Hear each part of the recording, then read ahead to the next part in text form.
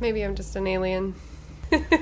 Didn't you say, though, somebody decided you were the city council candidate most likely to be an alien? Yeah, there was another city council candidate that told me that, and I was like, can I quote you on my website? And he's like, yeah, if you put my name. That's amazing. I am seriously tempted to put it out there. I think you should.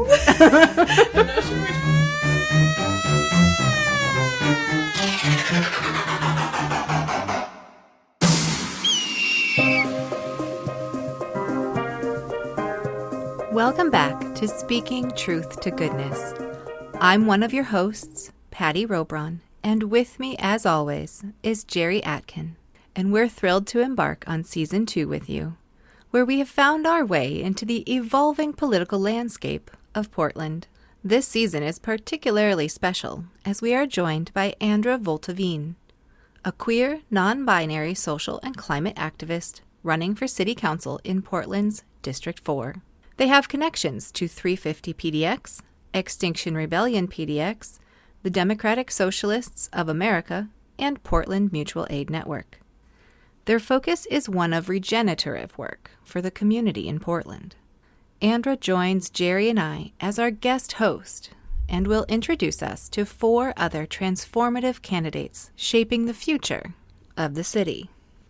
In this, our opening episode, we explore Andra's journey through activism, their commitment to climate action, and how they envision leveraging City Council to foster a regenerative, inclusive community. As we proceed, Andra will bring on Durrell Kinsey Bey, a mayoral candidate, and 3 fellow City Council candidates, Timur Ender from District 1, Chris Flanary from District 3, and Jennifer Park of District 2. Each guest brings a unique perspective on how to navigate and influence the new ranked choice voting system and charter reform aimed at making Portland's City Council more reflective of its diverse populace. We're committed to uncovering the goodness in rising leaders and discussing the tough choices they make to better our world in the face of overwhelming odds. But most of all, this is a space where candidates can show you who they truly are. They have time and space to share with you exactly what they want you to know about them. This is not just a soundbite or a clip. You deserve to know what these candidates will prioritize, what drives them forward, and I believe throughout the discussions of Season 2, you will truly connect with them. Join us as we navigate this crucial moment in Portland's history, aiming to connect you, our listeners, with the real, local stories and strategies that inspire change. Remember to engage with us by liking, commenting, subscribing, and following on Instagram. Your interaction helps us reach more listeners and build a community dedicated to transformative action. Here it is. Here we are in our studio in my front room high above Southeast 105th Street. I love it so much. The skaters are down below. No, wait.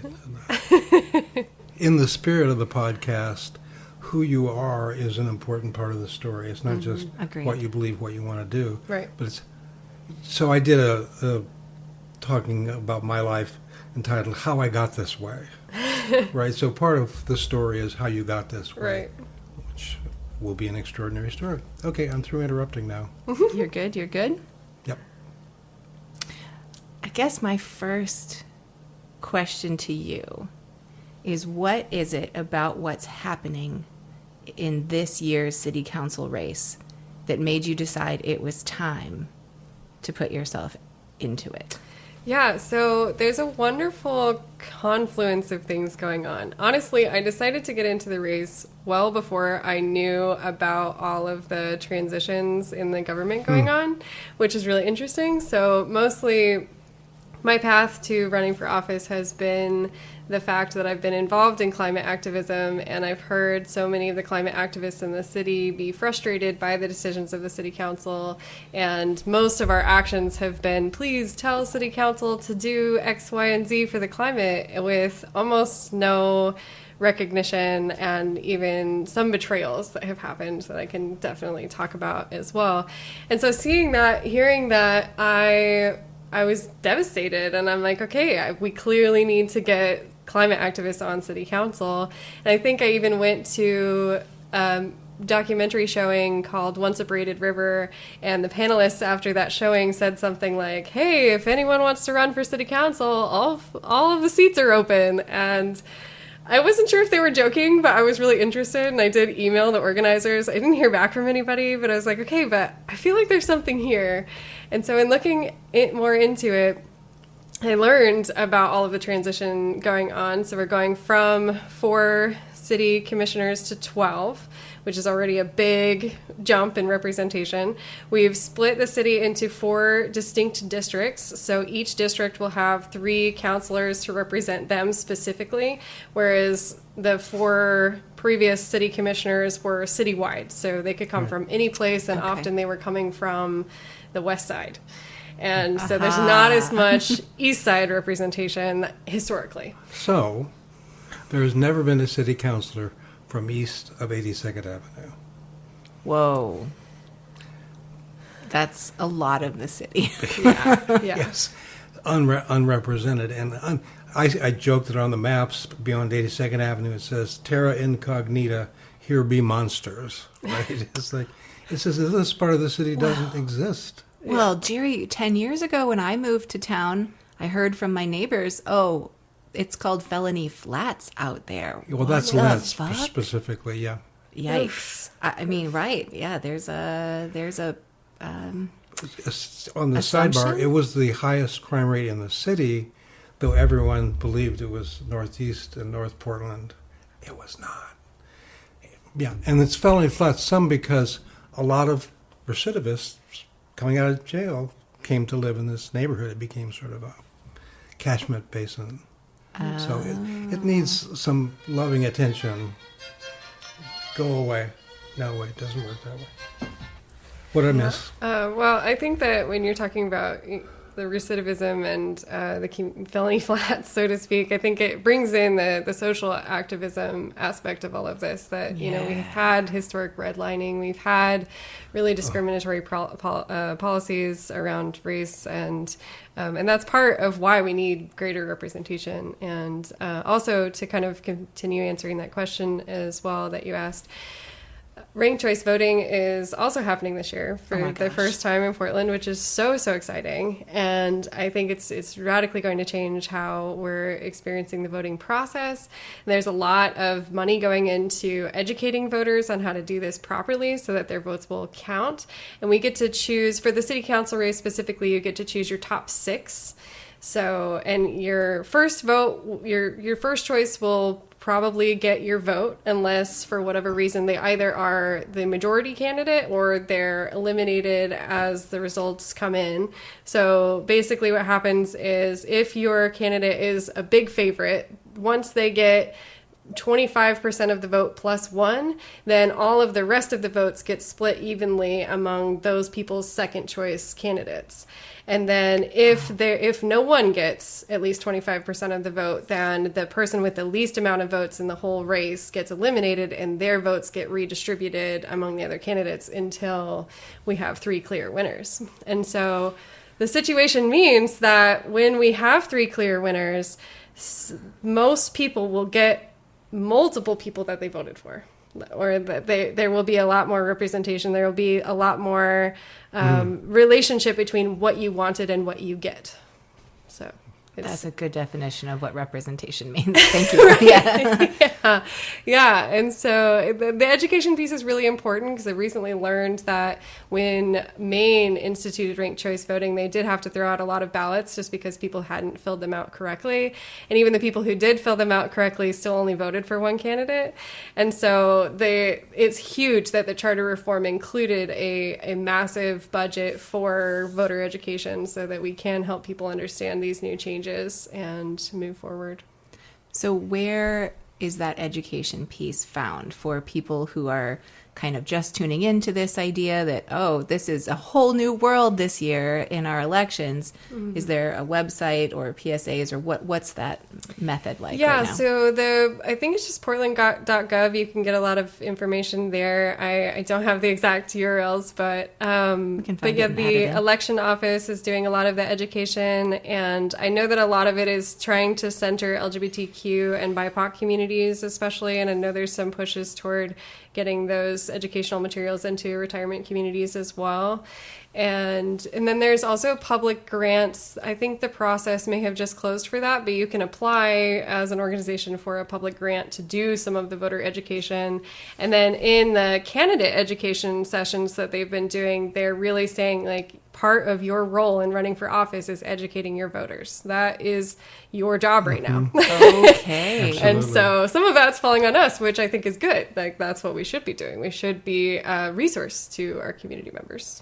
You know, I was thinking we have town halls twice a month, and it would be great to have someone who understood this and was articulate. Oh, you're saying you have town halls here in your retirement community. Yeah. And it's going to be very difficult. I mean, for an older population, I'm kind of like in the median at 83. I mean, I'm a youngster. They call me youngster. I go outside and they say, hey, old, never mind. I'll take what they call you. But I feel like I get very frustrated, actually, with people here. They put out written material and they say, well, we communicated. No, you put out written material. Two things. Someone has to read it, and then they have to remember it, which means you have to repeat it more than once. That's true.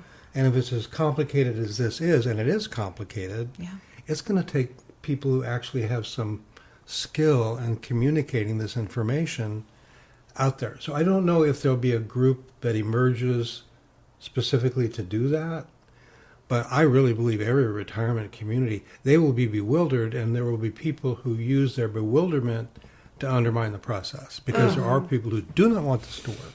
Yeah. Boy, that's true enough. Yeah. Mm-hmm. So I'm excited by that. I mean, I just feel like we're, as older people, kind of kicked to the curb, ignored. League of Women Voters is nice to us and brings us information and so on, but it's like, and I think people buy into the fact that we're not socially useful anymore because no one comes to them with respect and opportunities. I'm kind of obsessed with this, but I feel like this transition is going to be very difficult because there's physical structures that have to be built, budgets that have to be established, way different than the budgets before, if I'm not mistaken. Mm-hmm. I mean, you can't expect people to govern without staff. Right. I mean, our dear friend Khan, who gets 1.5 staff people to be a state representative of stature and merit. So it is an opportunity. I think it's an opportunity around climate. I think it's around issues, all of it. And it's just being thoughtful about it. And what I like about the sort of outline that you have is it's looking to those connections. It's not just climate, dummy. Climate, dummy.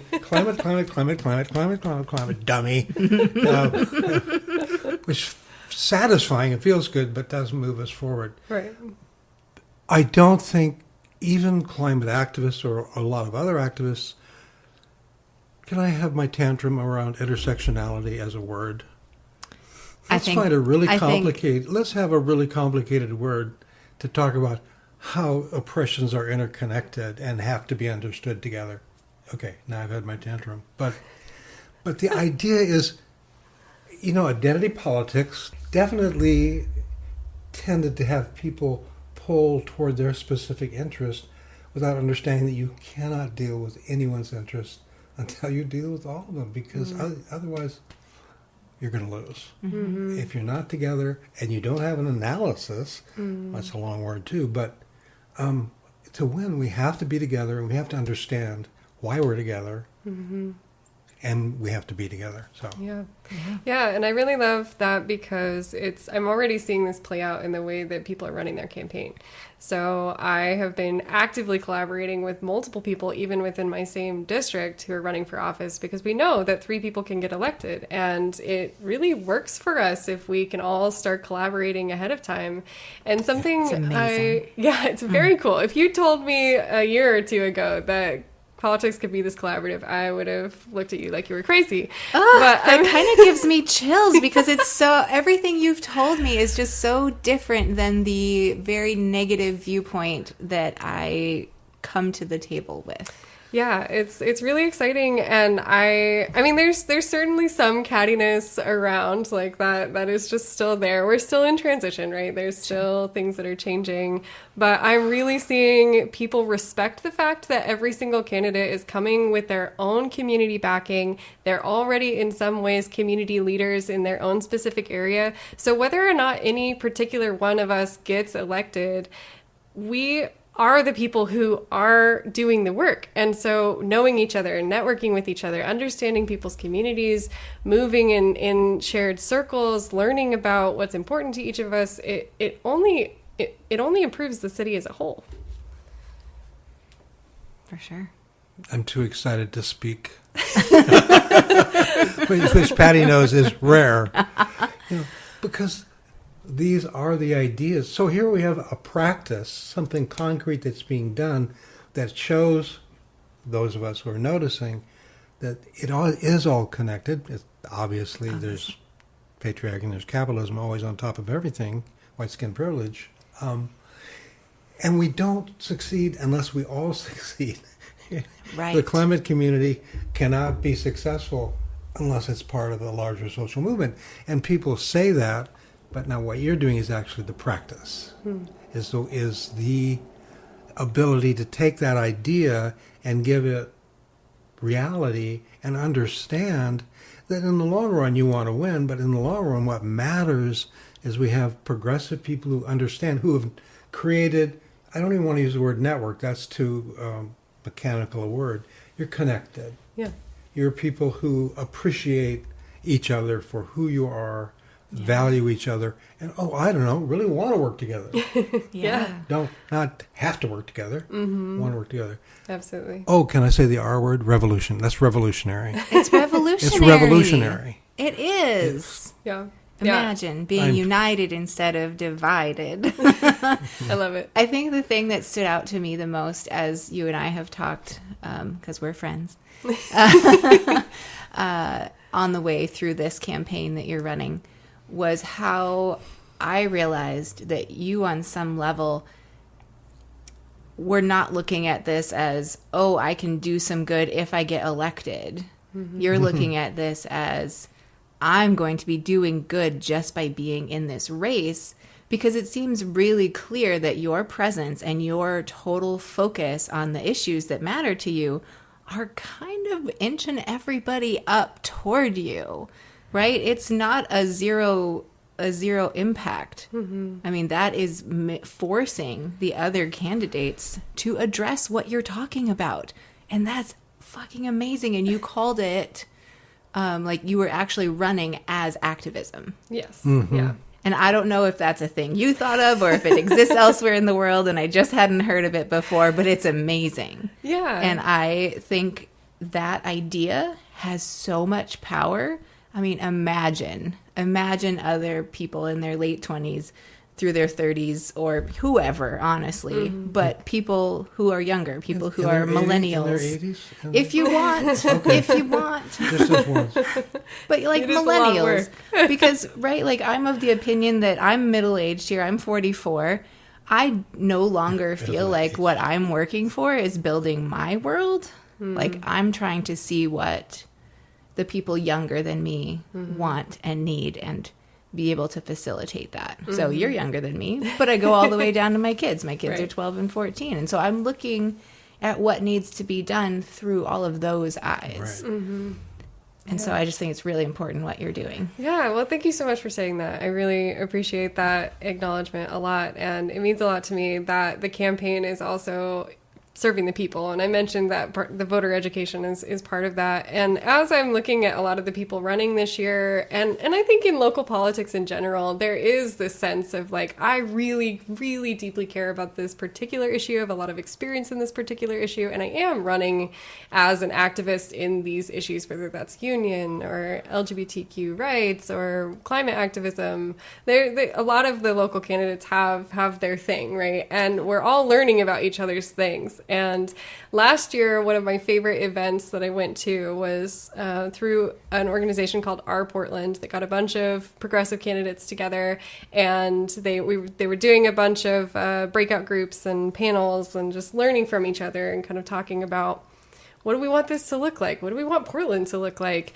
And at the very end, they had all of the candidates give a 1 minute, 15-second speech on an idea they wanted other candidates to steal.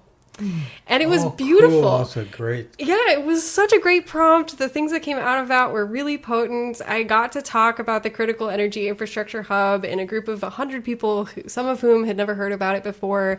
And I felt in that moment that I had done more activism work, more successful activism work in that 1 minute speech than I had done in my whole life. Oh my God. And so it was just really... It was really beautiful. It was a really beautiful moment to hear what everybody cared about and to be truly collaborative in that space with other people. Now, you kind of alluded to all of the candidates bringing their backgrounds and their expertise to the table. But what we haven't done yet is to hear your background. That's true. Yeah. So I kind of wonder if we want to circle around to that and see, what it is that brought you to this point and what's driving you. Yeah. So it's funny. I remember being in a meeting with some of the people at Extinction Rebellion, and the question was, when did you first know you were an activist? And I really sat down with that question, and I really didn't know the answer, because I feel like I came downloaded with that as a prime directive. Just, you must care about other people, and you must care about the environment, and you must care about all life and all beings. And so, okay. And I was born in Baker City, Oregon, and when I was about a year and a half, my parents moved to Utah, and I grew up in Utah, lived most of my life in Utah, went to the University of Utah. And just to really not fit in there, was still kind of discovering my queer identity, my non-binary identity, and eventually moved to Portland because I always knew that I wanted to go back to Oregon. I just felt like a lot of origin experience here. And so moved to Portland and just started getting integrated in the community. And part of the reason that I wanted to move here as well was I had this idea of Portland as this very ecologically friendly city. And I feel like, having lived here for 10 years now, I am honestly disappointed. Oh my gosh, this sounds so familiar. I feel this so much. Yeah. And so I started I had this deep, deep desire to get involved, but, I was working, I was trying to just stay alive for myself. And so really wasn't sure how to dig in. And I think it really was, I read the book All We Can Save, which is a collection of climate related essays from specifically women and non-binary people and youth, and talking about, all of these people working on the front lines of climate justice and what's being done and what's been successful. And what I really took away from that book was that change happens locally. Mm-hmm. Like, if you get a whole bunch of people in a town to go and protest a coal factory because it is actively giving those people's kids asthma, you have a significantly higher opportunity, a higher rate of success of shutting down that coal company if you get the community actively affected, involved. And so I took that and I was like, okay, where can I get involved in my local activist groups? So I found Extinction Rebellion PDX, I found 350 PDX, I've been working with the Portland Mutual Aid Network, and just really trying to say, like, okay, if everyone works locally to make these changes, then we can affect global change. But that's where it has to start. It has to start with those affected communities. And so that's been my background. And in terms of professionally, I've been on a pursuit of trying to find the most ethical way to make money, which is impossible, basically. Yeah. And I've gone from being a phlebotomist at a plasma donation center and then realizing that that company was a for-profit company and feeling really squicked out about that. And then I shifted into, I did some class action lawsuit documentation for a while, but then I started to realize that all of these banks were having these class action lawsuits for, you know, selling information and all of these things that banks do. And it's cheaper for them to go through a class action lawsuit than it is for them to change their policies. And I realized that even if I was working in class action lawsuit documentation and making sure people were getting compensated for that, it wasn't actually changing anything. It was really just making sure that lawyers get paid 30% of the settlements. Oh. And so I was like, okay, I can't work here anymore. And so I left there, did some like freelance writing and editing for a while. And then I worked for a tax company during 2020 because I didn't know what else to do. And eventually found my way to Scrap PDX, which is a creative reuse organization that does secondhand art supplies and party supplies and just all kinds of things and saves tens of thousands of pounds out of the landfill every month. And I was like, okay, I'm here, I'm in this. This is maybe where I'll stay forever. And I was doing that. I was working in the donations department for quite a while and helping local businesses reduce their waste and learn how to do that while also, you know, being able to offload their waste to us. And then also just learned so much about the nonprofit structure and how difficult and hard that is on employees and how unfairly compensation works and how hierarchy is still very much in play in those environments.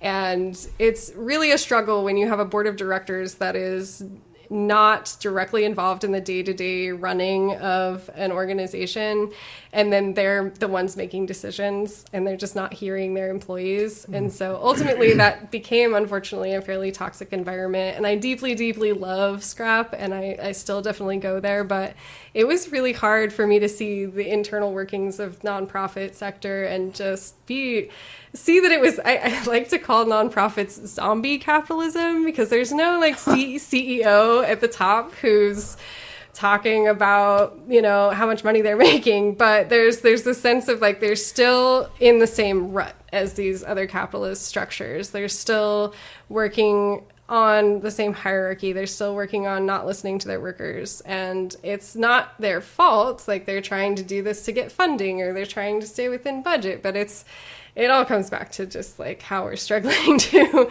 exist with money as an economy. Yes. Oh my gosh. So I ended up leaving that, and then I was like, okay, I actually, while I was still at Scrap, I was in the process of creating my own co-op. So I have a co-op called Ethical Yarn Community, and the whole idea is to have it be non-hierarchical. Everyone gets equal payouts, and we all contribute a certain number of hours a month to making the yarn and offering education to the community and just having fun together. Like I kind of like to think about it as reinstituting a guild sort of mentality and just really never making profit the primary driver of anything, and making sure that we're all having fun, we're all making art, and we're all happy with what we make. And if we get to sell it at the end, awesome, but that's never our primary driver. So, and then after leaving Scrap, I was like, okay, I think it's time to run for city council. So, and all of this taking place kind of simultaneously in a lot of ways with the Black Lives Matter movement, with the pro-Palestinian rallies, with a lot of social justice work. I was also doing a lot of volunteer work through Growing Gardens, another awesome local program. They have programs where low-income families, low-income schools, and the incarcerated community can learn gardening skills. And there was a time where my dad was incarcerated in Wyoming, and I felt like I couldn't help him directly, but I could help people like him. And so I decided to go into this Growing Gardens program and help at the Columbia River Correctional Facility to help inmates learn how to garden, because a lot of landscaping and gardening roles will not look at a felony, and they'll continue to hire people And honestly, that was one of the most humbling experiences of my life. Like, I spent 6 months there, and the only time I was ever disrespected, and this is an all male prison, and I am a non-binary person, fairly femme presenting. The only time I was ever disrespected was by a guard. Oh, well, okay. And honestly, I just saw so much of these people were just in the wrong place at the wrong time. They had incredible stories that were well worth listening to. And I will never forget the time that we were thinning radishes in the garden bed, and several of the inmates started crying because the radish babies were being pulled out of the ground. I feel that. Oh, that is the hardest part of gardening, honestly. Yeah. So all of these experiences were deeply, profoundly affected my life path and what I'm doing now. And I really just want to bring all of that to the forefront and show that someone who's empathetic, who cares, and, is deeply involved in the activist community can make change in government. Or know for sure that you can't, or try as hard as I can and see what happens. Well, for one thing, we all tend to have this negative thought in our heads around what it means to be a politician. And I think for someone to come through and be as authentic and purposeful, and to have the resume that you have there that shows, no, you have actually gotten out there and done the damn thing. Yeah. Right? I think you had told me about NET, the neighborhood emergency teams. I don't know if you want to talk about that, but I thought that in particular is exactly what we need right now, right? We're here in this situation where we all feel separate from each other. We all feel like there's not enough. We all feel like we're scrabbling for what we need, when really none of that is true at all. And those emergency teams, the mutual aid situations, I just can't help but think that is the way we change our mindset about how we relate to one So another. the whole mutual aid thing, I definitely want to go there. Yeah, go there. But I've been good for so long. You have, Jerry. So I'm old. Yeah. And I have lived an unusual life. And I am in many ways always an outsider. I look at pattern. I don't look at events. I look at patterns. So I see the world in a very different way. It is very hard for me to contain myself to tell you what an extraordinary thing you have done. And I see it in a very large pattern. I mean, it's not just an interesting accumulation of different things that you've done. Everything you've done, you have learned and incorporated into how you see the world. It might not always be clear to you. It's clear to me. That's my job, Andra. My job is to say, what you're doing is revolutionary. It's not a joke. It's revolutionary because if these things don't happen, nothing will. I mean, that's the sad thing. Everything is local. It's more than that. It's just one-on-one, how we treat each other, how we appreciate each other, how we support each other. We will survive or fail based on that and that only. Yeah. All the money in the world won't change it. Yeah. All the good ideas in the world won't change it. You work at Bark. Bark? Where do you work? Lark? Where do you work? What? Where do you volunteer? Birch, one of those.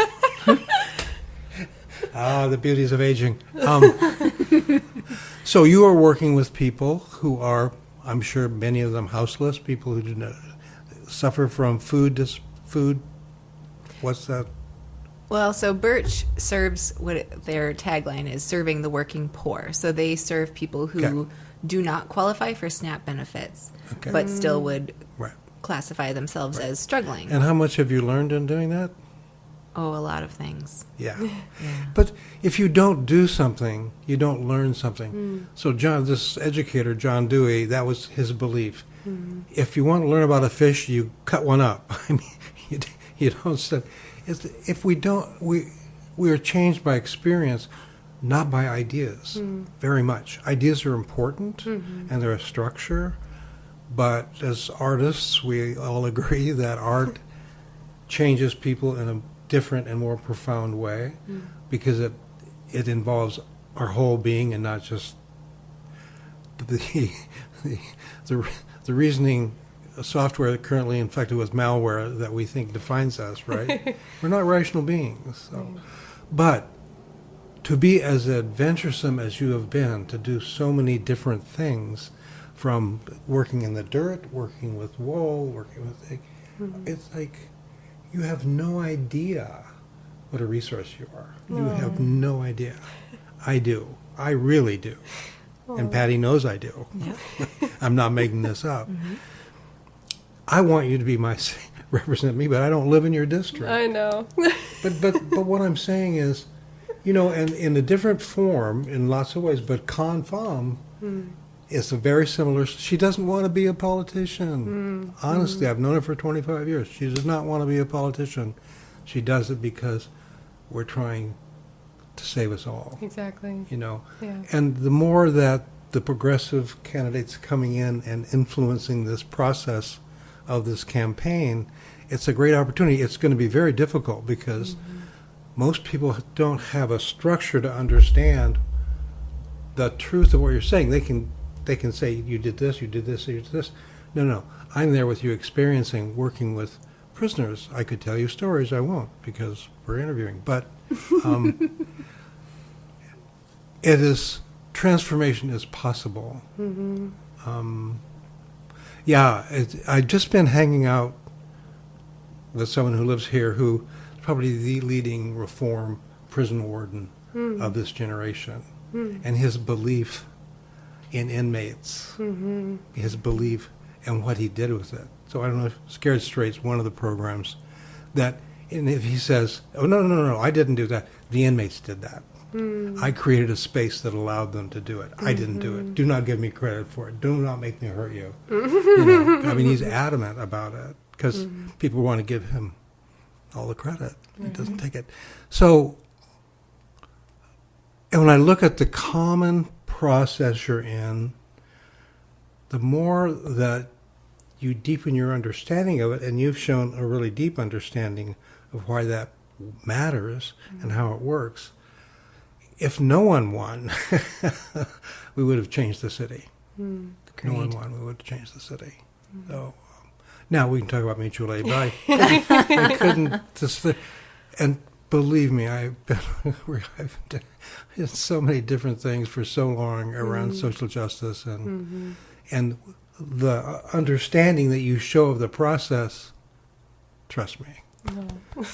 That's very sweet. Thank you. The Yiddish word is kvel. Your heart beats fast. You're so proud. Yeah, and I think it's very apt to bring in mutual aid into all of this because I didn't do all of this in a vacuum, right? Like I was really supported by my community. I had educational opportunities. I was able to get scholarships. I had a community supporting me through a lot of this. I live in a community household. We have 6 adults living together, and we're all tending the land and figuring out how to live in community and pooling income and doing all of these things. So those are the kinds of things that make this sort of thing possible. So I just want to acknowledge that it hasn't happened in a vacuum. There's been a lot I want to acknowledge that I met you 16 months ago. Oh, you're not the same person. Well, you are the same person, but nor is she. Yeah. We've all learned a lot. And for me, as someone who clearly isn't declined, there's no way around it. What people like me need are people coming up behind to pick up those struggles and to do it in a way that we never understood. The complexity of your understanding of this process way beyond anything we had in the 60s, that I had in the 60s and 70s, and I thought I had my shit together. You know how that goes. I think, can we say maybe that's evidence of, I don't know, progress? We're getting somewhere. Well, it is. And if you look at the general entropy and running down of things, it's difficult to feel progress. But what I think we need to really do is to be able to understand what is progressing, what is moving forward, and all the forces that militate against it. So I will probably come back to this theme over and over and over. Your experience and your understanding of it is necessary in this struggle. Yeah, I really do think that systems level thought is really important, and I have a deep interest in that. And to go back to what you were saying about the neighborhood emergency teams as well, I'm deeply excited about that program. Actually, tomorrow I'm going to a citywide deployment exercise, and so I actually packed my net bag today. But just to give people a little bit of background on what the program is, so in other cities it's called the CERT program, CERT. It's called NET in Portland because there's a police organization called CERT in Portland, and so we can't call it that in Portland. But Neighborhood Emergency Team, NET is the acronym, and we have a really high number in comparison to other cities of civilians who've been trained in emergency techniques, so specifically search and rescue, triage, there's some first aid training, and there's radio training that all happens. In Portland, it's I think 28-hour training and a field exercise that has you go through just scenarios and learning how to be in community with people, knowing how to create leadership structures in an emergency. And one of the things I learned from that I found really interesting was that in the person who's a good leader in a blue skies situation where things are normal is not necessarily the good leader in an emergency situation. Oh, that feels so important. Yeah, and really the recognition of that was so interesting to me. And so in the net structure, the first person who gets there is the leader, until someone else that they know has more experience or they know has more know-how of the whole situation or is a paid Portland Bureau of Emergency Management employee shows up. And I think that that's really important because the first person there does have some understanding of the situation, especially as it relates to other emergency members who show up. But yeah, it's a really, really amazing program. All of the training is free through the city. And once you are a net, then you can get other training like wilderness first aid and lots and lots and lots of other advanced training. And it's just so exciting. And then the nets go out in the community and they volunteer at the parades and they they're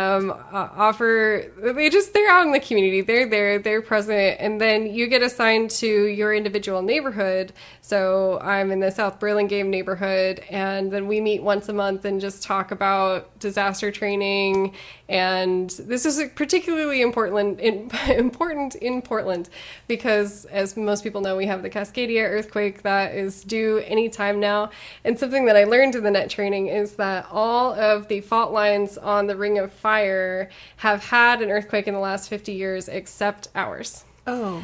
So we are very, very due for it. And so the more people we can get trained up to be emergency response members in their community, the more we see resilience. And that was something that I read about also in All We Can Save, is that in the wake of big disasters, the number one factor that determines how quickly a community bounces back is how well the neighbors know each other, how well they're trained to support each other, and how well they can collaborate and share resources, which in our Western civilization cultures is, we don't know our neighbors. We don't know who lives down the hall from us, who lives down the street from us. And so as I've been exploring mutual aid and everything, that's the biggest thing, is get to know your neighbors, get to know your neighbors, get to know your neighbors. And so I was like, okay, I don't know my neighbors. So what does it look like to invite people over to get together? And I was really nervous about this because I live in a fairly well-to-do community, and, living in a community household with a bunch of other queer people, we look a little different. And so, but I invited everyone on the whole block and also the net team to come over to our place and hang out with our bunny and do a little potluck. And we had like a neighborhood information table, and we just talked, and it was so fun. And then at the end, we did like a little open mic thing, and some people read essays, some people read poetry that they'd written, and then at the end we sang protest songs for the climate, and it was the best thing ever. And it was perfect. Like, all of my anxieties just disappeared. Like, no, these are great people. There are great people everywhere. We need to be treating all of our neighbors as resources and community members. So yeah, maybe even speaking truth to goodness. I don't know. It's something like it. So, I mean, that's the name of the podcast was, this podcast. Oh, this that one. We're recording right now. What we're doing. Yeah. Shit, that's Welcome really, to season that's 2, really, everyone. That's really amazing. I got so excited now. So I think we can agree that we live in a negatively toned society. That there's a lot of anger, there's a lot of frustration, there's a lot of judgment. And we're quick to criticize people, but we're not quick to appreciate them like I did you. I spoke the truth to goodness. I'm a good boy. I do what I say I do. Hey. Because it's important, because you're not going to hear that message very often. Right. You're just not. Once you sort of catch the disease of speaking truth to goodness, you can't stop. That's right. Because you see the effect. I saw the effect that it had on you. And people do not get appreciated, and it doesn't have to be a big thing. It can be a small thing. I saw the way you helped her across the street. Thank you for doing that. Who is this? Oh, thank you. It really does throw people for a loop, doesn't it? So I think underneath everything that we've been talking about is we're a terrified nation. Yeah. People are afraid. They don't know what they're afraid of. They don't know. They just know they're afraid. And what's this tendency is to pull in when you're afraid and cut off. And isolation would be, I don't know, the worst thing you could do. Beneficial to capitalism, though. Yes. Well, exactly. That's not why we do it. That's why we've Yeah. been sort of conned into it. So I think we're unaware of the importance of the little things. We're very aware of the importance of the crises facing us, the repression, all that stuff. But we need to be like good termites, gnawing away at the disease, and replacing it with, or like we're good germs and we want people to catch us. Right. Like that. So some of that, Patti, I think we've certainly talked about it. It's like the scale of what you do in some ways doesn't matter. Yeah. So my phrase for that is you move toward the good every day. If you move toward the good every day, you're great in my that's greatness. What do you think? I think I'm appreciating so much, Andra, how your focus has been on people directly and the safety and the well-being of those people. But then I think for you to be running now is such a clear indication that you understand that connection of how working on a more individual level with people also has a connection to and the ability to scale to the political and the environmental, which is, where all of us individuals who relate to each other reside. And so one of the things you've talked a little bit about is bioregionalism and how, and really I see a big connection with the people part and what bioregionalism is. And I know that's a big force in your campaign. So I wondered if you wanted to elucidate a little bit about that. Yeah, so I recently started a webinar class series on bioregionalism. That there's a global class that is meeting together, but then it's broken down into specific bioregions. So there's actually quite a few people in the class from the Cascadia bioregion, which is what ours is called. And then within that community, we even break it further down into subregions. And then we're like, okay, how can we meet in person to then do the things we're learning in the class? So there's this, even in the class itself, there's this really beautiful nested scale model based on geography, where we're all getting together in place to tend the land. So a bioregion is essentially an area of land where every species in that area has everything it needs to live. So everything is approximately self-contained within that region. And that makes the boundaries a little bit soft, but that's how it should be. Nothing is exactly like, here's a line in the sand of one bioregion to the next. Wait, that's not how it is? No. That's how a lot of dualists would like us to think about it. But so our region of Cascadia includes areas of Canada, the Pacific Northwest, Oregon, Washington, parts of Northern California, and Idaho. And it's thinking about how we're organized as species around watersheds and around geographic features, and how thinking about, okay, what is the heart, what is the lifeblood of this region? How can we support that? How can we regenerate? maybe some dead rivers or some, how can we do some reforesting? How can we be developing bioregional learning centers that are pulling together all of these disparate groups who are doing regenerative work, not just with the land, but also with culture and understanding and learning and education and even territorial governance. So we can have this really holistic look at what it means to regenerate ourselves in the land and on the land, with the land. And so there's many different bioregions across the globe. And so one of the things that I like to think about as I'm just living, being a human being, is to act local but think global. So really focusing on the ways that being really hyper local, being in my place, being in Portland, trying very hard not to do too much cross city travel and whatnot, is so important and crucial to how I'm interacting with the community, but then recognizing that that has an impact on how we're acting on a global level, and also recognizing and having empathy for all of these different things going on in the world. And one of the things that has been really striking to me as I've been going through this bioregionalism class is that each community is going to have unique challenges. So obviously in Florida and some of the bioregions over there, they have a lot of hurricanes. And so they want a lot of effort and money around building simulations around hurricanes. And how does that play out? And what safety measures do we need in place? And those simulations wouldn't be very useful here because we don't really get hurricanes. But here we want to simulate our earthquakes. We want to simulate our storms. And so, but there might be other regions of the globe that have already built similar simulations because they have similar climates. And so there's ways that even when we're being hyper local, we can use the knowledge resources of people across the globe, definitely giving them credit for all of their labor, but sharing that together and being in community together in a knowledge way rather than being so interconnected in a globalization kind of a way in terms of trade. Yeah.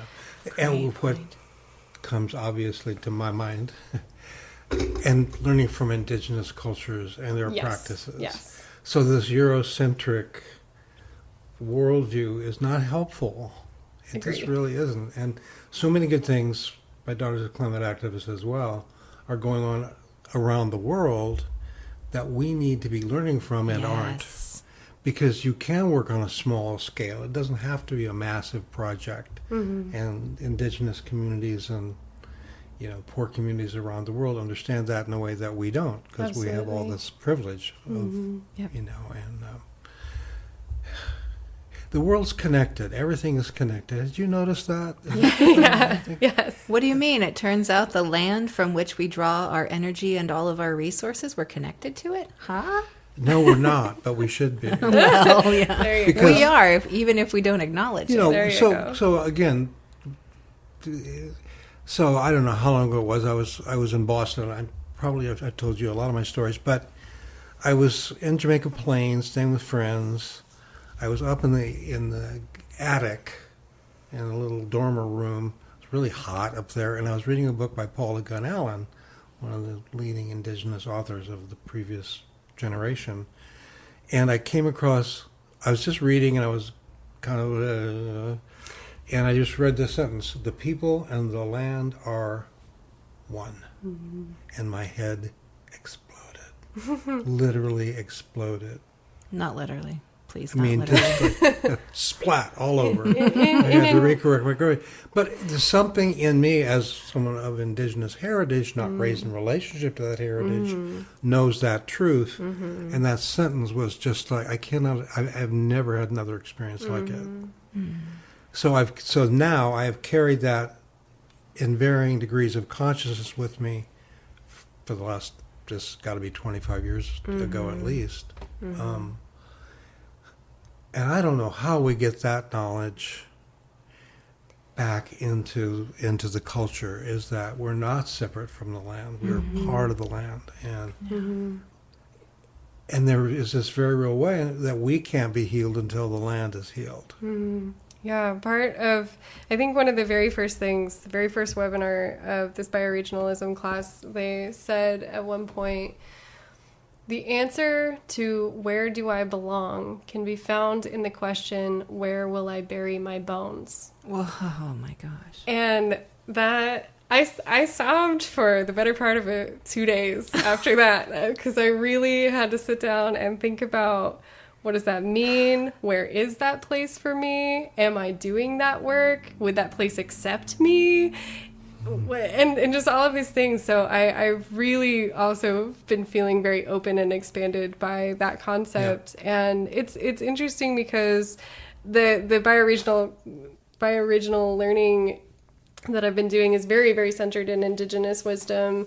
And it's so tricky because as we're doing climate activism, as we're reconnecting with the land, and as Robin Wall Kimmerer would say, like, how do we become Indigenous to place? How do all of us become Indigenous to place? We don't want to put undue pressure on the Indigenous communities to come and save us, right? We want to be in harmony and be doing a lot of that work for ourselves.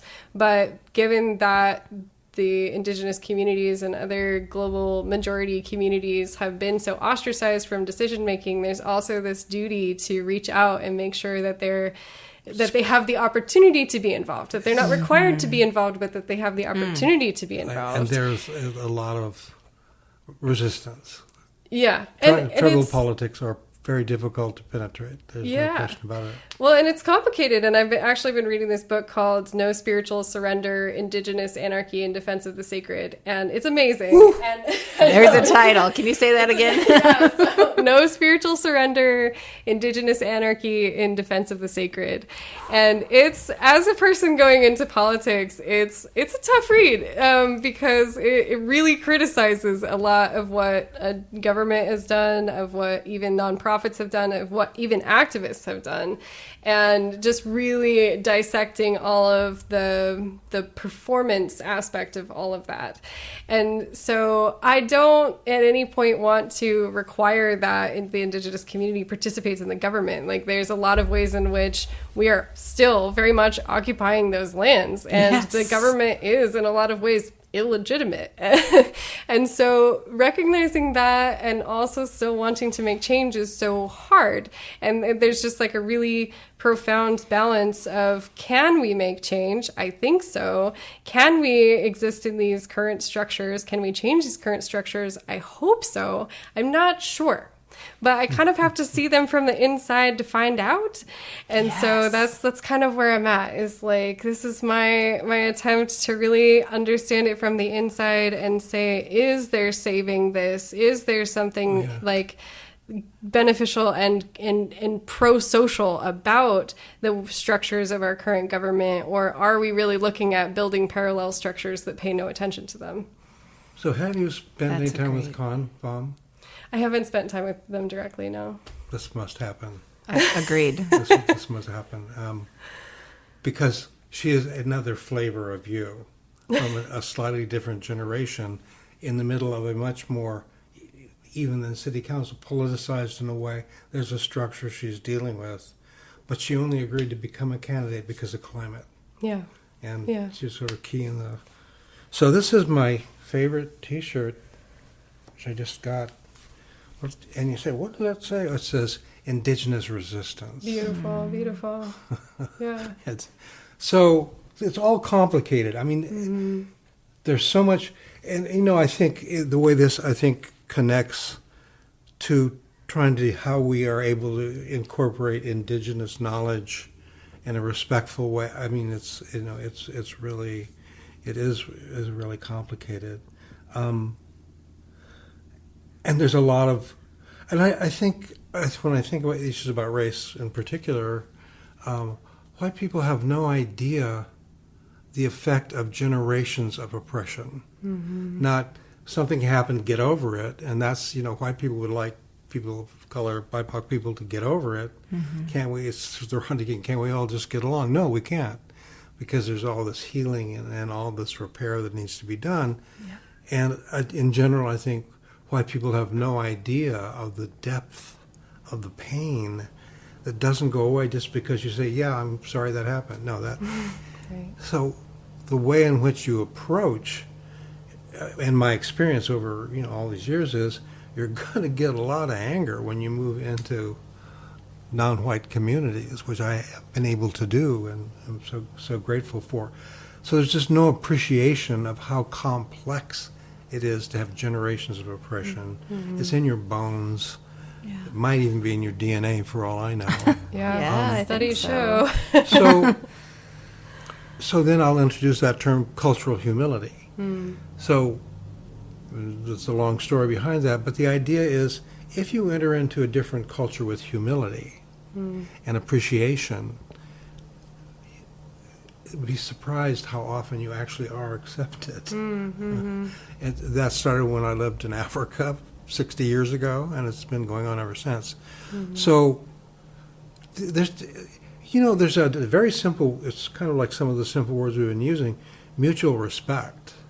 There has to be mutual respect. Absolutely. And if people have been damaged by the dominant society and all its oppressions, it's not easy to do that. So I go always knowing that I will be a symbol of something that I try not to be. White-skinned male privilege. Guess what? I'm a white-skinned male. And I was raised not in relationship to my indigenous heritage. I was raised in relationship to my white-skin privilege. Right. So it feels, we're in such a crisis, it feels like we've got to fix this now. These things are not fixable in the short run. Right. They're only fixable over time. There has to be patience. And so what am I most proud of in the last 6 months? Coining the phrase, the fierce urgency of the long haul. Right? Of course there's the urgency of now. Right. But if the work that needs to happen for change to happen is not happening in the short range. Right. So we have to be able to do both. Yeah, I really believe that. And learning about bioregionalism, they're talking about this is 500-year work. Yes. Oh my gosh. Yeah. So this is not something that gets done overnight. This is really putting in the effort to be here with the land and to do this regenerative labor with the land.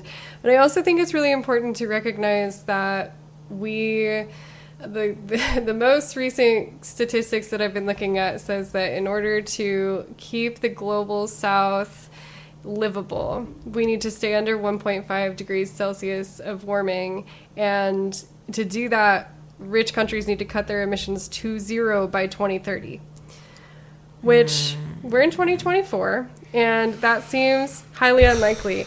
And so I'm really looking at, okay, yes, we need to be doing this 500-year work. That's very important, and that's a very important perspective to keep in mind. But also, we need to be prepared for mass amounts of climate refugees and mass amounts of reparation for all of the damage that the global north countries, who are contributing 92% of the carbon overshoot, are doing. So as we're creating policies and as we're building mutual aid structures and as we're doing intersectional justice and making sure we have healthcare for all and we're caring for the people and we have education and all of these things, we not only need to do that for our people, but also for all of the people who will be coming in to our communities, and we need to be treating them with love and care and respect. And so what our short-term work is for me is to really be developing that empathy for other people, for other beings, for all of this influx that we're going to see, and to really celebrate that and grieve that together. Because that's going to be the work of the next 5 to 10 years is really looking at mass migrations and really, really deep cultural change. One of the people who lives here did research on the impact of migration because of climate change for the Department of Defense in 1997. Yeah, these things, it's not like it's not known. It's just been ignored because it doesn't turn a profit. Right. Yeah. But it's just interesting that they were acknowledging 25 years ago that this was going to happen. Yeah. And there's been absolutely no movement Right. to deal with that reality. And the human cost, obviously, is the greatest cost. And we don't seem to be dealing with immigration well right now. Right. Yeah. So there's a lot of work to do. Yeah. And you know what I asked for my 80th birthday? What? 50 more years. All right. There you go. 50 more. I just need 50 more years, right? Sounds about right. Got- Yeah. Probably not going to get it. Where do you register? You know, you could give me a week. You could give me a week. We can work it out. Hey, But that's a good idea. so Yeah. you're right. I think that's the tension. There's a reality. Is what's the title of this podcast? Finding joy and purpose on a burning planet. It's a burning planet, ladies and gentlemen, and that's urgent. Right. And yet we can't. We have to do enough self-healing. Right. To be able to understand the complexity of the work we're doing and do it better, right? So I think Extinction Rebellion is at least willing to have the conversation. I'm not sure how, and I haven't been able to participate because of all my limitations, but we're trying. Yeah. We're really trying. Wow. And I just feel we're all, I mean, speaking personally, using I statements, I'm confused. I think we're all confused because the problem is so complicated. Sure. There is Yeah. no single solution. Oh, if we just did this, then. Right.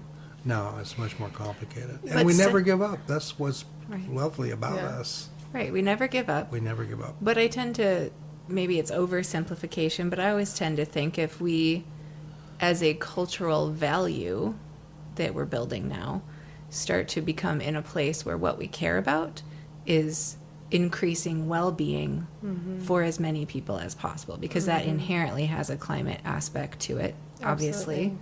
And if that's what we cared about, all of us, individually, collectively, our decisions would be based on that. Yeah. And so us knowing how to access good information and connect with real people who give a damn is probably the place to start building that cultural consciousness. And they're out there. They are. They're Absolutely. sitting They're right here. Like literally you said, every- speaking truth to goodness, the tagline is finding joy and purpose on a burning planet. That's what Andra's doing. Yeah, I know. That's the purpose of this whole thing. Yeah.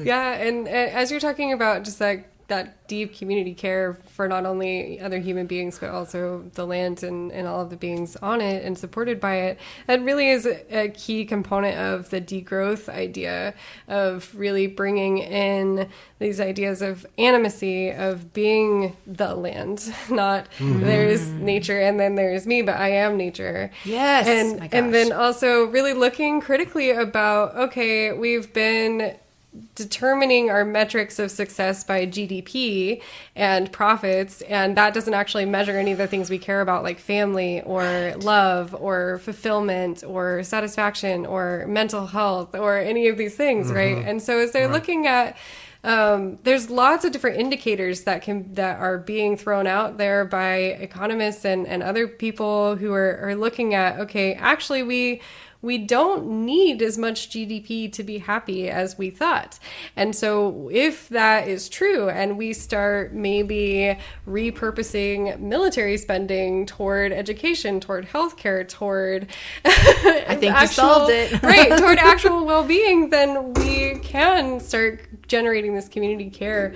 And when people have more leisure time, when they don't have to outsource services so much because they have more time, they're spending more time with their community, they will naturally care for the land. That has just been proven over and over and over again by other countries who have lower GDPs than us and are doing better in all of these other indicators, Right. is that when they have more free time, when there's a shorter work week, when there's not this emphasis on consumption and propping up these big businesses, that those people start to care for the land if they haven't been actively caring for the land already. So you're saying we go ahead and take care of each other and it actually works itself out. Yes. So you're saying we need to be building adaptable systems that reduce our impact, our harmful impact on each other and the planet. And we're there. I mean, it's not that simple, but it is. Yeah. And I mean, there's a lot of indications that there is a big consciousness movement toward all of these things, and that the minority of people are people who are still engrossed in this extractive capitalism and these extractive economies. And so we're in the moment, right? We're in Yes. this really big transitional moment. And I know that we've been talking really globally and systemically about all of this, but bringing it to the city, I mean, I think that, all of these things, it's micro and macro, right? And in Portland, we're also in this big transition moment. And it's so exciting to be in this time, in this place. And as much as I have a lot of anger and a lot of frustration at the ways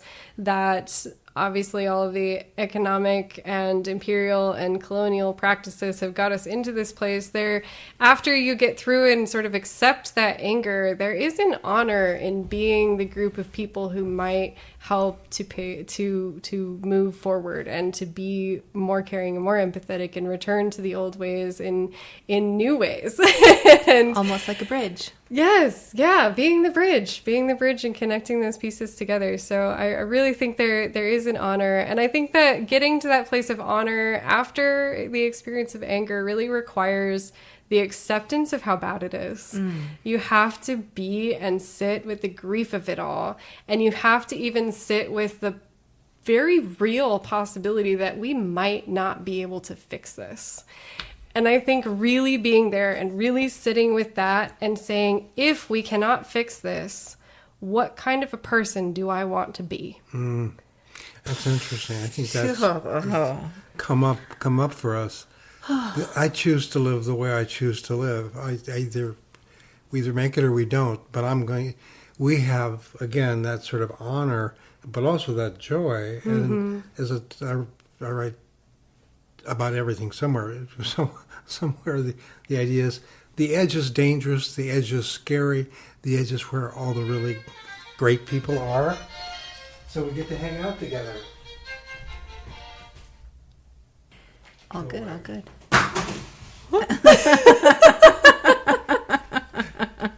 Direct action.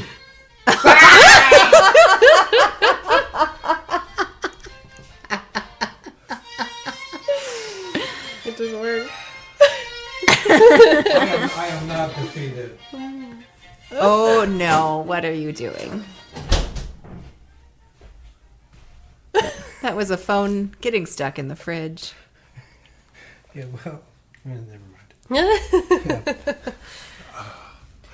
So it's exciting. It's exciting. I mean, to sit down and have this conversation is almost unimaginable.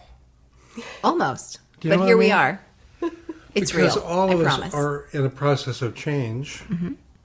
I mean, even the old guys are changing. Understanding, learning a lot. I learned a lot from this conversation. Because it puts together my intuitive thinking, which is what I function off of, and my, 60 years of social justice activist. These things all fit together. They do. And that you are doing is, she's very advanced. She's a young person, and she's already smarter than I am. Yeah. Andrew goes by they, them pronouns. They, I'm sorry, I keep forgetting. They is a hard one for me. So, I appreciate you. I do accept you, yeah. But it's that cultural humility. It's like, I actually have a chapbook of poetry called "You Are an Ambiguous Pronoun." Oh, cool. I love that. Yeah, it's fun. Good stuff. God, so much to learn. Always, yeah. Well, so you were mentioning bringing it back to the city and what it is like environmentally that we're actually facing here right in the city. So we've kind of delved into the heart within all of us and our need to connect to each other on a very tangible food and water for everyone kind of level. And we've sort of zoomed out and looked at what it might look like for us to focus more on the land and how our geography impacts us and our relationships to each other. But those things kind of come together in the city. And so when you think about the environmental issues impacting Portlanders specifically, what areas do you want to focus on in your campaign and then potentially also as a city council member?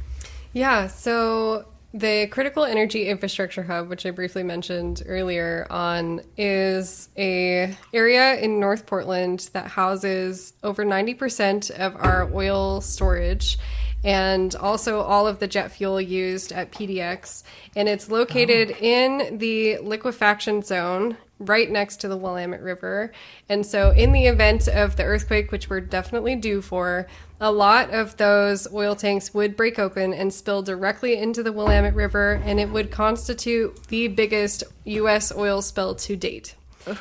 And honestly, I do not want Portland to be on the map for that reason at all. So when I heard about this, it was devastating. And part of it is that these oil tank farms were built before we really had the seismic data about what was possible. But as I went to a press conference on the CEI Hub and some of the issues there recently, and one of the things that the panelists said was, this is not just bad soil that these are built on, it is our worst soil.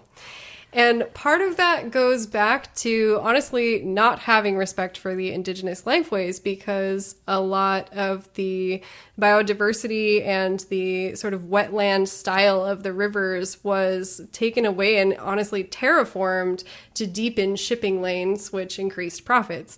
And so as we brought in soils to fill out certain banks of the area that is in that industrial tank farm over there, that soil is still really susceptible to liquefaction in the event of an earthquake. And I also recently learned in the event of a flood, which we've been having more and more problems with. So, and then also it's highly explosive materials. So it's right next to Forest Park. And so if for whatever reason that were to catch fire, it's very likely that would also go toward the CEI Hub. And yeah. Like a tinderbox. Yes. Just like matches sitting right there next to it. Yeah. It's really dangerous, and the tanks haven't been seismically retrofitted after learning about this. And there was a big movement, I believe in 2021, with a bunch of environmental activists in the city, with neighborhood associations, with the indigenous tribes, to get city council to deny the land use permit for the CEI Hub. And they did initially, but then the Zenith Energy, which is one of the companies in the CEI Hub, did some illegal lobbying, which the city auditor has recently come out and confirmed that illegal lobbying occurred to give them the land use permit back.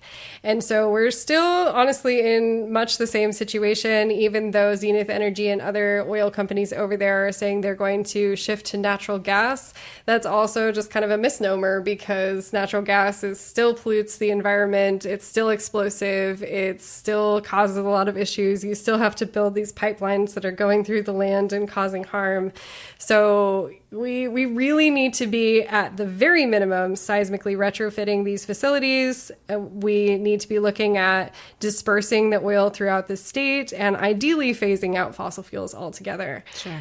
So that's the biggest issue. That is what I said when they asked me at our Portland event, like, what idea do you want other candidates to steal? And the great news is that there are a lot of candidates who are talking about that issue, who care about that issue, who are knowledgeable about that issue, so that no matter who gets elected, they know what's going on, which is really important. Yes, that's never happened before. Right, exactly. And so, yeah, and then additionally, I've recently learned that there's some great Rumble on the River events that go on with the activist community in Portland. And at one of those, they talked about that. So I knew about the oil tank farms, but what I didn't know is that there are over 70 toxic inhalant facilities along the Willamette River in the proximity of Portland, such that in the event of an earthquake, if those break open, they emit lethal gas. So, yeah. Yeah. And depending on which way the wind is blowing, it could cause a huge number of fatalities. And the really scary thing to me is that there's no way to tell within the first few hours of exposure whether you have fatal symptoms or whether you have symptoms that are temporary. And so you can't really treat anybody. And in the event of an earthquake, it's going to be very difficult for any kind of emergency response teams to get out to you. And they'd have to do some kind of measurement to even see which chemicals you're dealing with. And all of these chemical facilities are very confidential. So they don't have a lot of information about which chemicals are being housed, only that they are toxic. And to top it all off, our emergency response team, our first responders, are only trained to handle one type of toxic chemical at a time. And in this situation, multiple chemicals would be in play. And so some chemicals need to be resolved with water, and some of them, if you add water, then it causes a bigger problem. And they won't know which chemicals are in play. They won't know how to deal with multiple chemicals at the same time, and the emergency response team will not be able to reach people in time to get care. And so that's really devastating. There's almost nothing we can do except regulating these companies. And the best thing that I've heard of that can help with both the CEI hub issues and with these toxic inhalant facilities is to do risk bonding. So basically what that is these companies would essentially be charged money given that a disaster could happen, and that they need to be retrofitting their facilities and if they do, then they don't have to pay these risk bonds. But in the meantime, if a disaster occurs while they're in this risk bond period, then they are responsible for paying for all of the damages, because right now that would all come out of taxpayer pocket. Okay, so this means we're prioritizing these poison companies to protect their proprietary recipes for the poison they make being stored in the city in which we all live in, when it's a chemical that can become airborne. Yeah. And we're still letting them be proprietary about that because of profit. Yeah. Okay. Yeah. I just want to be really clear about when we talk about we want to see people over profits be the priority, it's stuff like that. Yeah.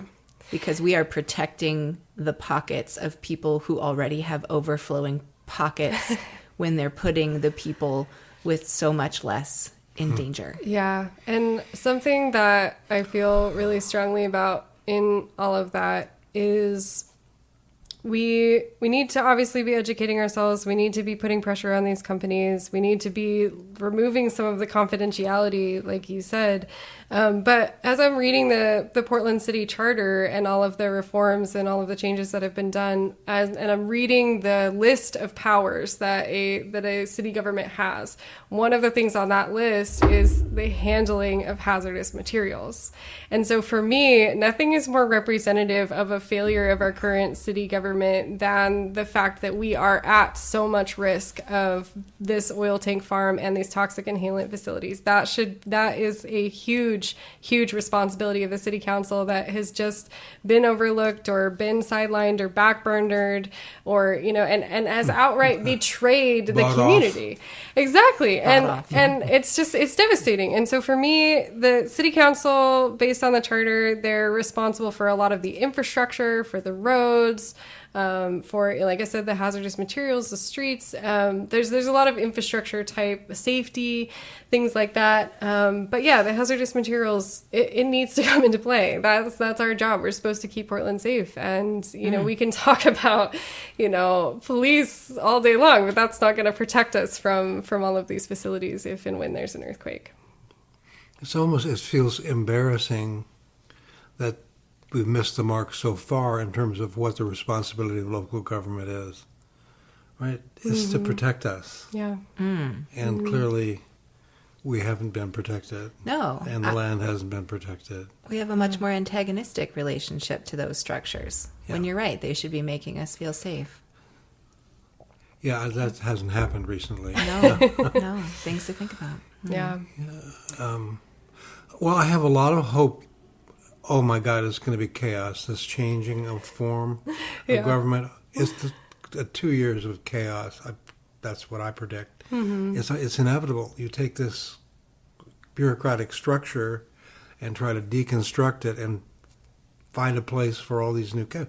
It's going to be complicated, and there's going to be the resistance from the business community that was there all along. And part of their resistance is because it's actually going to cost money to set up the government in a way that it actually serves people. And I have people here who like the idea but don't like the cost of it. So, yeah, they talk about it. It's great to be born in interesting times. My case, it may be the other way around, to die in interesting times. You just never know. No time soon. No time soon. Okay, good. Glad to hear it. But it's like, once you sit down and think about it, some things are, in my mind, we hold these truths to be self-evident, that we're not protecting our citizens. And if that's not the job of local government, or even the state government, right? I mean, now we're talking about a larger sort of disease, but... Yeah, it was really interesting because even at the Rumble at the River Forum where they were talking about these toxic inhalant facilities, and they did all of these simulations of exactly how many people they thought would die if the wind was blowing in this direction or if the wind was blowing in that direction. And I had to stop them and ask, like, okay, I hear about these human impacts. What about the impacts to the wildlife? What about the impacts to the land? And they're like, well... it would be worse. We don't know how much worse, but it would be worse than it is for humans. And I don't know, I think that's really indicative of, as city council people, we're not just here for human citizens and human beings, but we're here for every constituent, and I mean every being and every plant in the city. And honestly, beyond the city, in the ways that our city interacts with other cities and other counties and other states and even other countries. So yeah, I think that that's a really important thing to keep in mind as well. So I wanted to circle back kind of to you in particular. So I know we started with your background, what brought you to this point of deciding to run. And I think you've done a really good job of explaining why. And it's really clear. It's really compelling. Right? Oh, thank you. It is. It's really compelling. I mean, if you had a campaign to donate to, I would. Right. Well, so that's where I want to another circle question. back to. So you're doing something that I don't know if I've ever heard of. You're running your campaign in a super unique way, and I think it's really important for the listeners to understand what you're doing and why. So if you could kind of share that and layer that on top of what we already know about you and where your focus is, where your heart is as you take this step. Yeah, so as I was really sitting down with myself and learning about what it means to run for government and what's required and all of the campaign expenses, I knew ahead of time that running, especially a climate campaign, I did not want to be doing things that were not eco-friendly. So I didn't want to be printing out mass materials. I didn't want plastic-coated yard signs. I didn't want to be paying marketing companies that were based outside of Portland or to be paying into big tech as much as I could.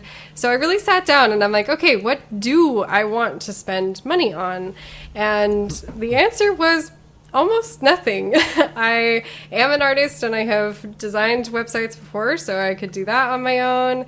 And I was able to take some time off work so that I could be my own campaign manager, my own treasurer, and do all my paperwork. And I have lots of people in my community who showed up to volunteer and help me. And so as I was really looking at all of the numbers, I was like, I can do this for less than $1,000. And so as a result, that's what I'm running on. I'm not asking people for donations. It doesn't feel good for me to ask for money from people who have not enough to eat or not enough to pay their rent. I would rather them, if they have extra money, to donate to a local charity or a local mutual aid fund than to give it to me as a candidate. I feel like that's money better spent. And so, yeah, my understanding is that of the candidates declared right now, I'm the only one running in that way.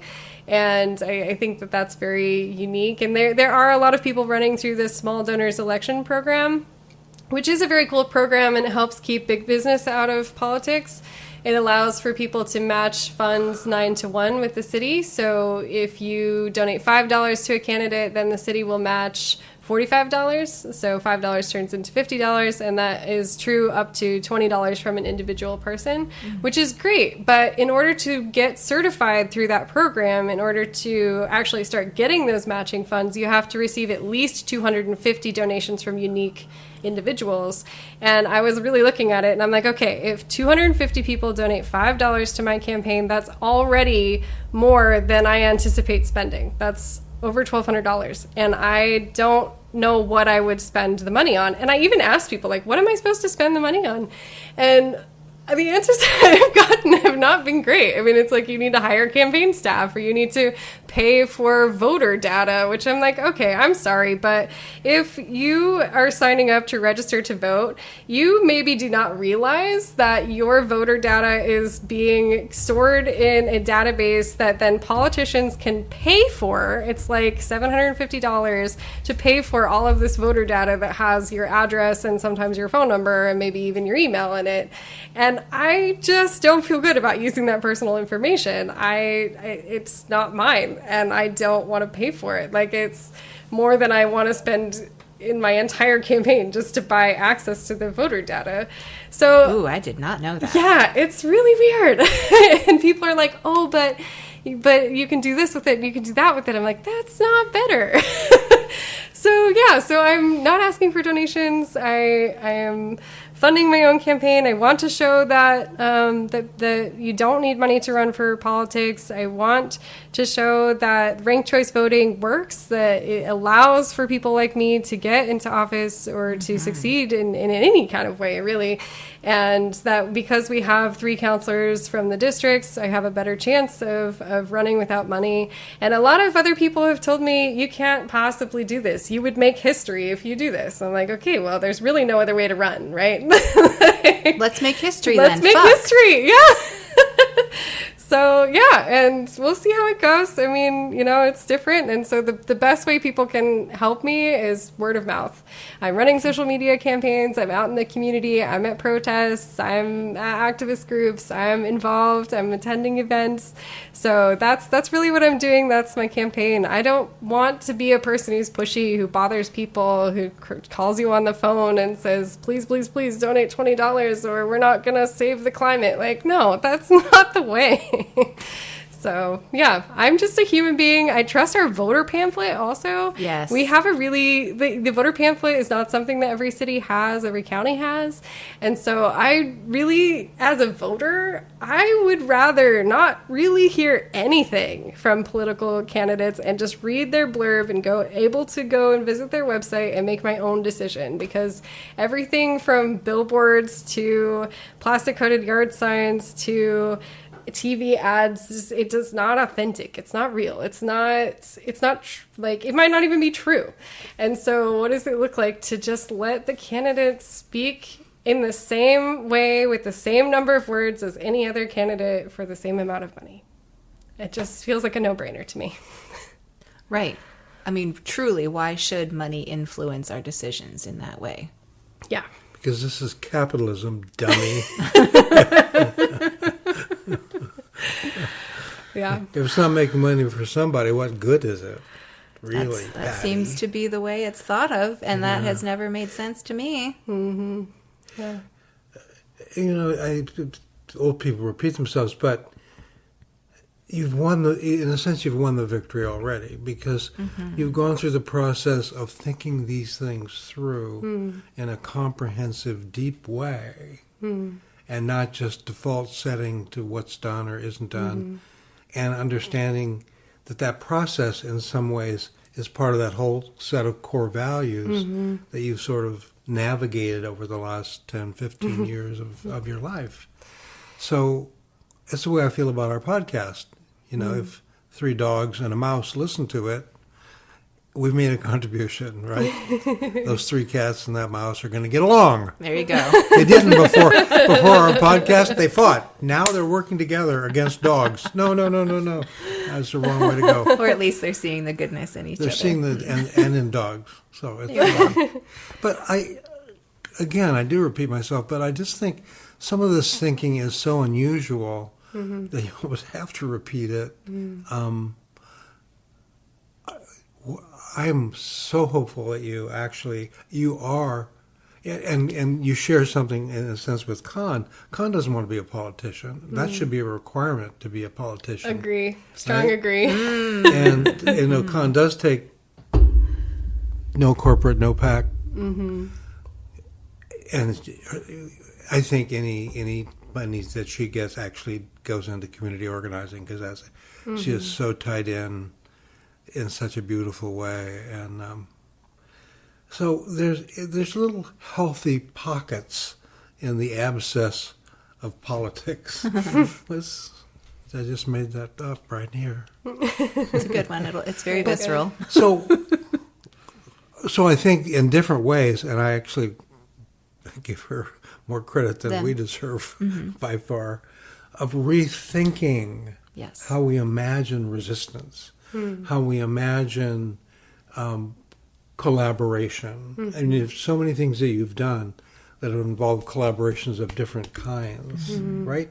And from each of those experiences, you learn something more, right? And it's so exciting to think of if we had a cadre of folks like you, and we do, but I actually do think you're more thoughtful about these things than pretty much anyone I know. Agreed. Yeah? Well, Yeah. And backed up with these chunks of experience, both, economic survival, but also in mutual aid stuff, in sort of climate resistance, in, I'm sure, things in the gender community, and it's a good life. Oh, Jerry, are you It's a saying good that life. Andra is very intersectional? No, that's a stitch too far. Interconnected. Well, even That's more syllables. But it's still abstract. It's like look. I work with workers all my life. Yeah. If I say intersectional, switch goes off, right? But no, you got me. You did this again. Oh, You I know. Did this on purpose. We've fought about this word before. It's like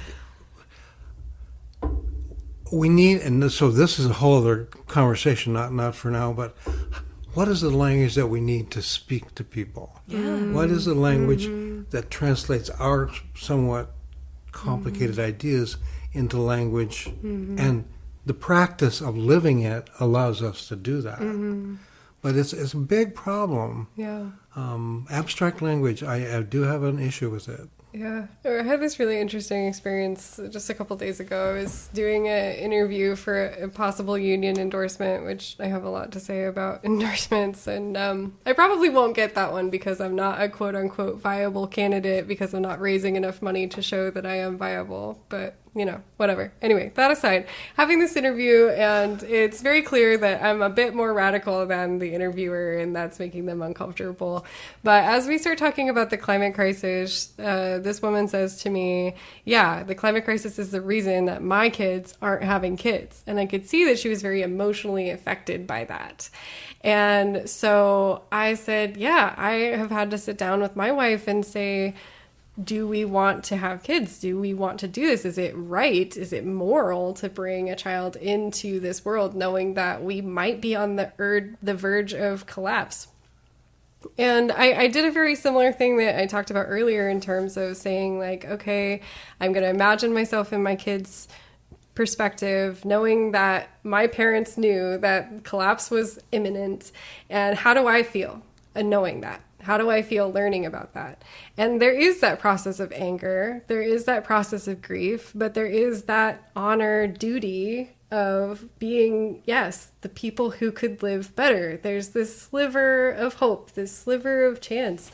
And just in talking about that with this woman at this union endorsement interview, she started crying. Aww. And I was so deeply moved. We were both moved together, and there was a way that we could connect, even though so much of our other language was not resonating with each other, and there were so many things that were not hitting. Like, she could see the thought that had gone into me thinking about this, and what it means to try to continue, and what it means to have faith in humanity, and what it means to be trying to get back to the land. And it was really beautiful. It was this really profound moment of that that interview overall did not go well, but she was moved, and that's what mattered. Absolutely. It is what matters. Well, and isn't that, I've always thought that point about our children is one we can get together around. Because we do all want a good future life for our children. No. What?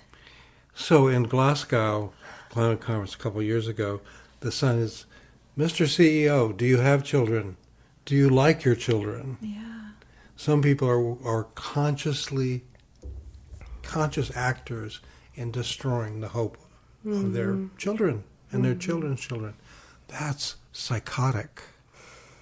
No, that's privilege that doesn't realize, or that can only see that their children will be fine because they've got piles of money in the bank. But they won't be fine, No, but that's how they think of it. And even if they were fine, it wouldn't be fine. Do you know what I'm saying? Exactly.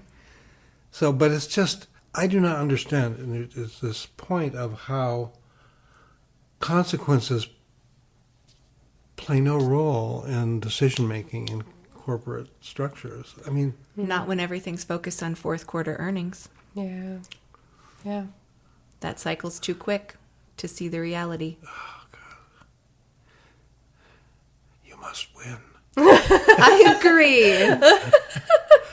We could move, and then we could vote. Quick, get over to District 4. Well, I do want to say that there are a lot of other candidates running who are doing really, really good work. I would say of the people that I've been collaborating with, Timur Ender in District 1, Candace Avalos has also been doing a lot of really wonderful work in District 1. District 2, I'm really excited about Jennifer Park.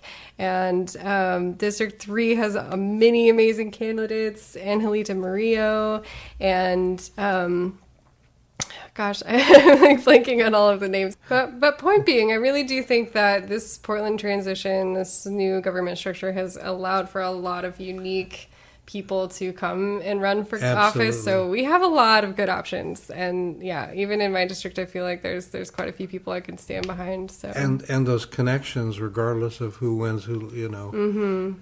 Yeah, the connections stay. And I would say, based on having done this for a long time, those connections are so much more important than you know they are. Mm-hmm. They're the difference between surviving and not surviving. You may not even yet know what is going to come of the cohort of city council candidates right now. Yeah. I'm really looking forward to that. We're already starting to collaborate and bring testimony to the current city councilors and say like, hey, here's some things that we would like to do when we get into office. Do you want to do it first? Awesome.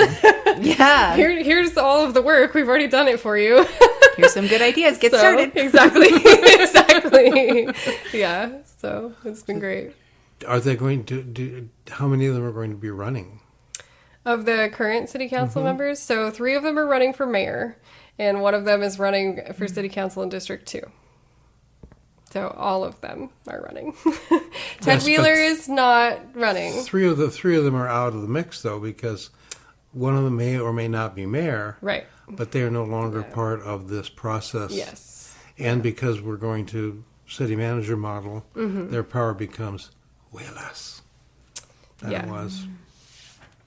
So, Andrew, you kind of teased this a minute ago, but coming up in our series here, we're going to have Durrell Kinsey Bey, who is a mayoral candidate.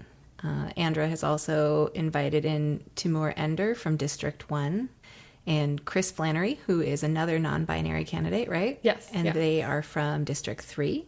And then we'll finish it out with District 2's Jennifer Park. So hopefully that'll give a nice little sampling of somebody from every district that I assume is somewhat in our wavelength of thinking about what the future could and should look like. Mm-hmm. Yeah, these have been really amazing collaborators so far that I've been working with, so I'm really excited to hear them share their stories. Nice.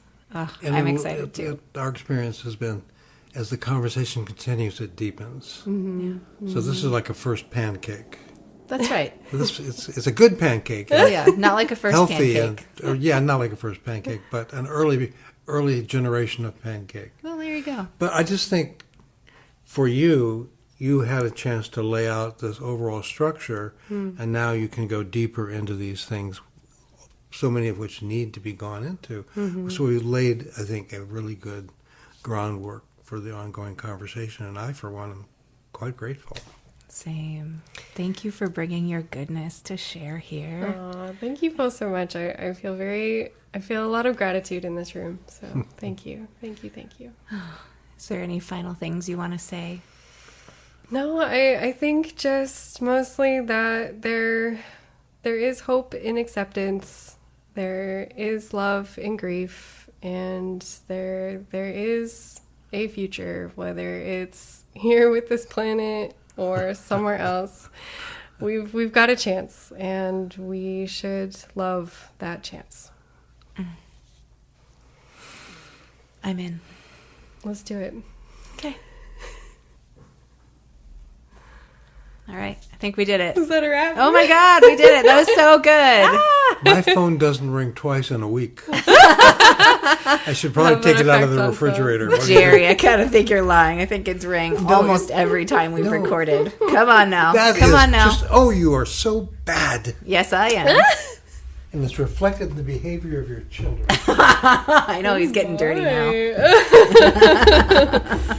High five. You're doing awesome stuff. You both are. This is very cool. Oh my gosh, you've just talked that whole time about all the awesome stuff you're doing. So I'm like, all like, that was amazing.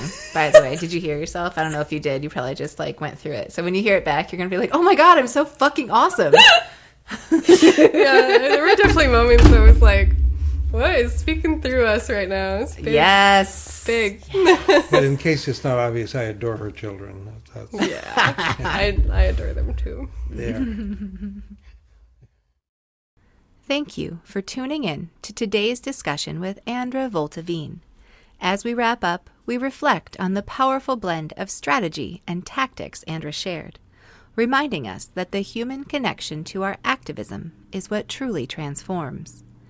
It's been an enlightening session discussing how we can effectively challenge the norms and redefine our interactions for a sustainable future. Don't forget to engage with us through likes, comments, and by sharing this episode. Join us next time as we continue to explore the innovative paths our candidates are forging toward a just and equitable Portland.